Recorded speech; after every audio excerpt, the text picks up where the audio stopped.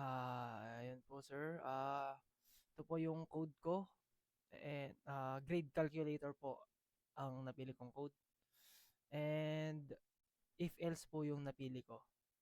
Bakit ko po napili tong topic? Kasi po mas madali po siyang gamitin and mas madali po siyang and useful din po siya and madaling gawan ng video. Ah, ang explanation ko po dito is itong program na po to is tinatanong niya si user kung ilan yung grade na nakuha mo. And kung ilan yung grade na nakuha mo, i-input mo dito sa output niya and then i-decide niya kung anong grade ang ibibigay niya sa'yo. Kunwari po is 90 ito po. Run po tayo. Kunwari ang grade ko po is like 76 ang nakuha ko up to 100. Lalabas po is letter C po.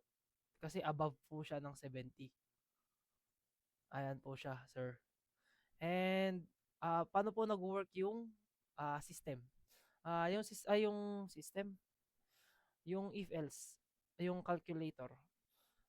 Yung una po is piprint niya yung enter your score and then pipili ka po ng kailangan mo pong mag-input ng score mo and then lalabas po yung grade na ah, naka-indicate dito sa mga grade mo. Ayun lamang po. And ang nagamit ko pong ano is if else. Yun lamang po, sir. Thank you.